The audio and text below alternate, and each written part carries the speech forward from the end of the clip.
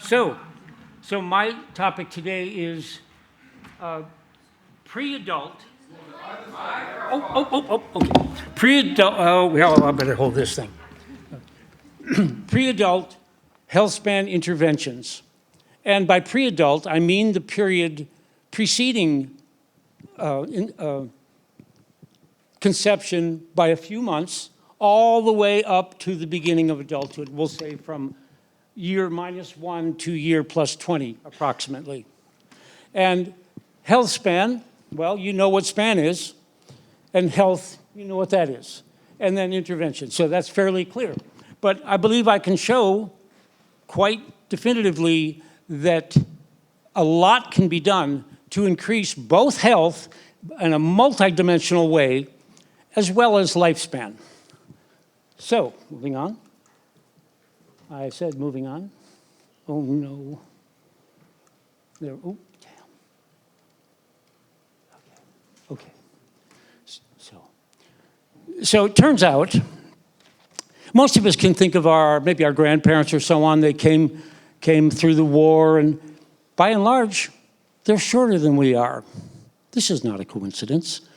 They were raised in a harsh period of time when nutrition and their environment was adverse, and as a result, and then I cite that because they might typically you might have a grandfather that's shorter than anybody else in the family, and that's because many of the features of your body, every aspect of your physiology really,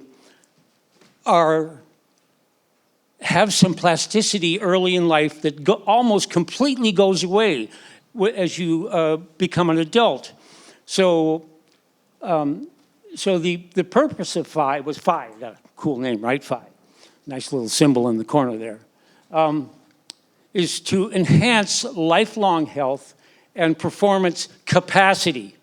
Now, if you're in solitary confinement, capacity doesn't do you much good, does it? But having the capacity is essential for having performance. And then also to delay.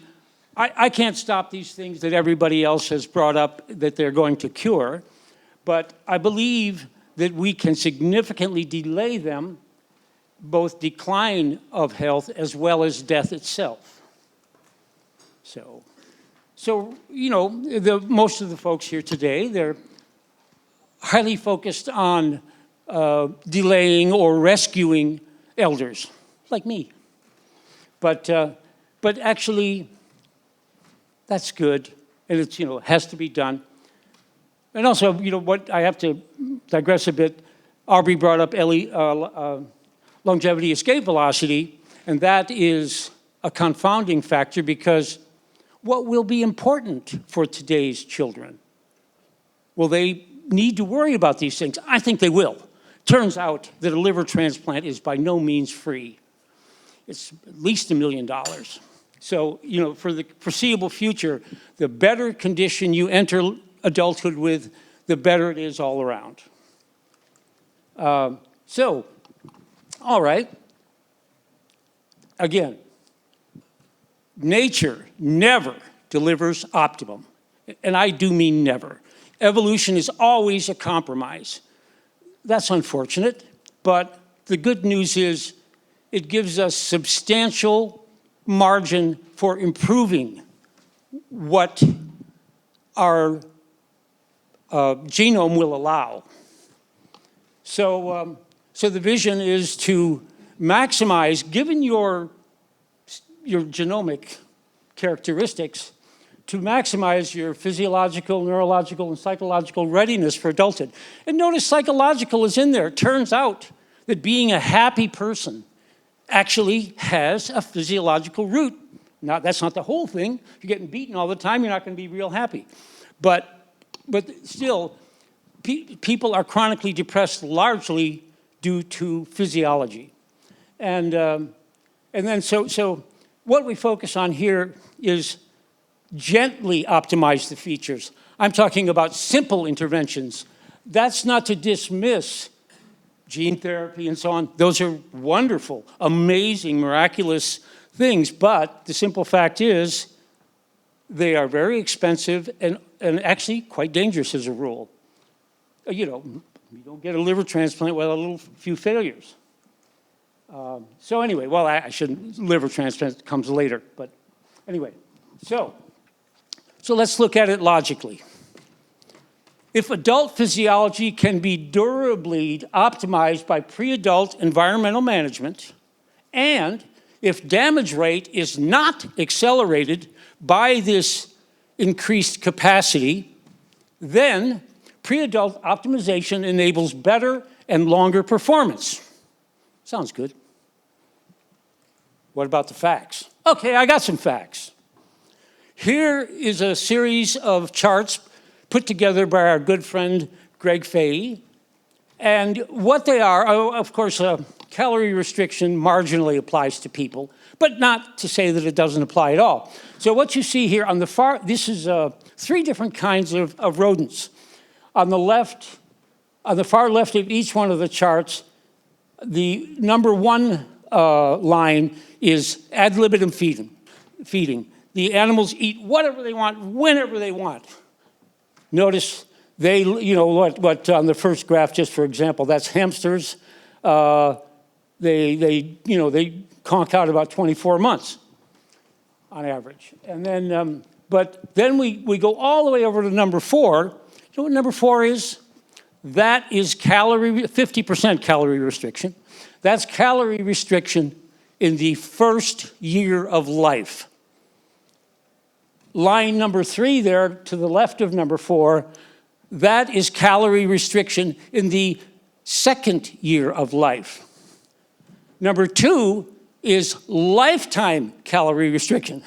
Oddly enough, they end up dying just about as fast as the ad libitum ones, only they don't get to eat any ice cream, right?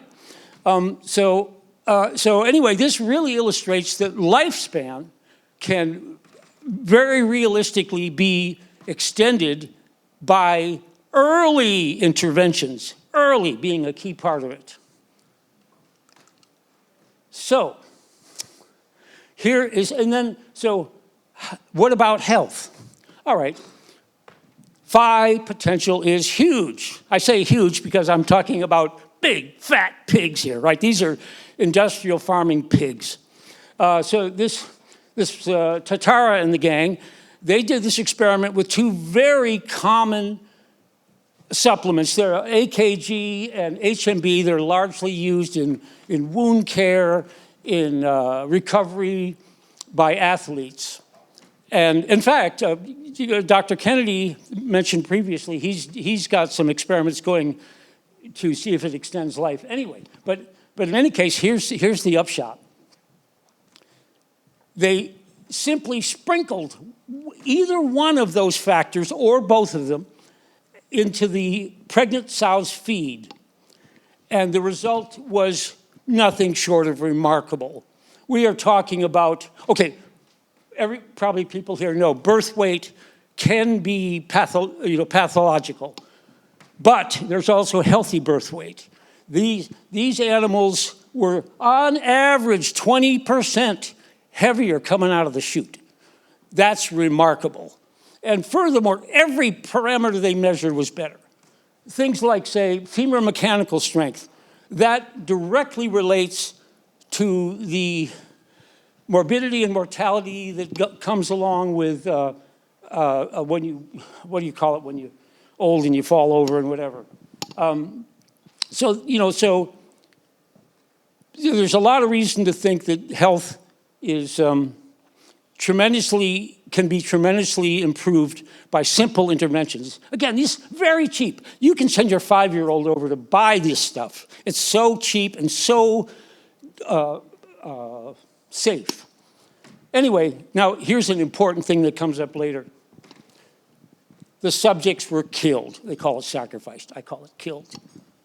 And there's no lifespan data. That's a crime. And now I don't blame the scientists. They're on budgets, blah, blah, blah. They have to do what they have to do. But we have this problem over and over and over again. You see these health studies, these lifespan studies, they take a few biometric measurements and then they kill the animals. how are we ever going to know, So then anyway, so how can we move forward? Well, first must come knowledge and advocacy that something needs to be done. We need to focus on early life in order to extend healthy longevity. And I believe there is no substitute for generous incentivization. Everybody who finds out they're pregnant should be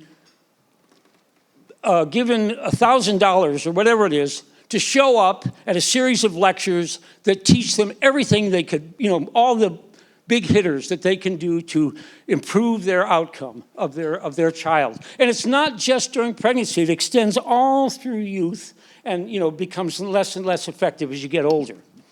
Now, who's going to pay for this? Turns out there's no IP.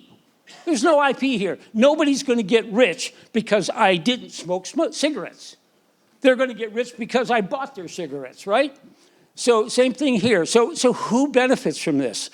That would be health care organizations where you pay a regular fee. These kids aren't going to they're not going to go to the doctors often. They're not going to get sick as often. They are going to be cheaper for society to raise. And they're going to be happier. They're going to have less psychological problems. It's really bigger than it seems at first. I stumbled upon this. This is not my field at all. Actually, it was in a plasma replacement therapy. They found that when they gave the plasma replacement to young animals, it showed statistically significant improvements. And that made me realize something we all know, which is that we aren't born perfect, and the body never provides optimum, never. So that's our opportunity. So then another thing that needs to happen is we need to either somehow fund lifespan studies in lifespan experiments. Hello? And then, and pre-adults need to be included. If you look at a typical protocol, because of all kinds of moral dilemmas, they don't include pregnant women. They don't include children. And that's not just for people, that's for animals too. So they will specifically, in fact, if you go to the CDC site, you'll see they've got this big experiment going that sounds a lot like this, but they're specifically excluding pregnant women and children. And in fact, that's another thing. If you go to CDC, if you go to WHO and you look at their site on pregnancy, it's totally focused on disaster prevention. They want to make sure you don't get preeclampsia, you don't get gestational diabetes, and so on. So, but they never talk about longevity. They never talk about optimization. It's all about preventing disaster, which is fine, but it's not enough. And then finally, I think one thing that's really important is accessibility. This needs to apply to the whole earth. And I believe what has to happen is we need to establish an intervention compendium that is multilingual and so on, so that anybody can type in something like, say, broccoli, or they can type in preeclampsia, or they can type in language learning or whatever, and they can, through that, maybe a spreadsheet that's multidimensional, and you can go in there and check on your own. We need to enable people to take care of themselves. You can't be going to the doctor all the time. It's too frustrating. Anyway, what I propose is that FI can provide full spectrum health at a very low cost. In fact, a negative cost. You will save money from this. It's you're not spending as much money. You're spending less money. Oh, and there's one really important thing. Habits. Everybody will tell you that success comes from good habits. And if you're rewarding your child for his good behavior with chocolate cake and ice cream, what's going to be his comfort food? But it turns out a lot of these, FI-type interventions are also just plain old healthy. And so what you do is you basically establish in the youth the return to the comfort zone is associated with, say, for instance, playing basketball instead of eating ice cream. So habits are important. So you really got a two-pronged approach here that is very powerful. And social harmony. You know, I'm pretty sure, based on my reading so far, that I could, if I was king of the world, I could raise the average IQ by 5, 10 points at least. Imagine if everybody was 10 points smarter. And happier. You know, what do you, wars and so on? I mean, it would be a lot less likely to happen if people had the right mentality. And I think that's it. Oh, yeah. Okay, everybody's seen that one. I stretched it out, you know, now you have more productive years. And you're taller. Oh, did I mention aesthetics? You will look better. That's good, right? I can stand to look better. All right, and that's that. Anybody got any questions?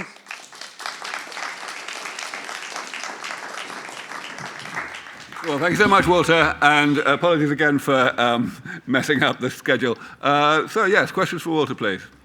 Beforehand, let me just mention one thing that Walter said. There is another thing I'd like to highlight for students here.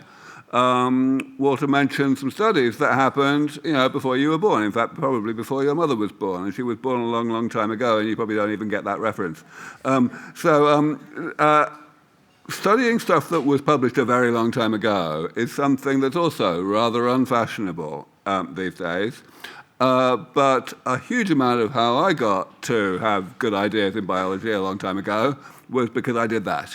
And I really want to highlight the importance of analyzing old literature. There are gems there that people just ignore for far too long and have to be reinvented, and you can save a lot of time by not ignoring old literature.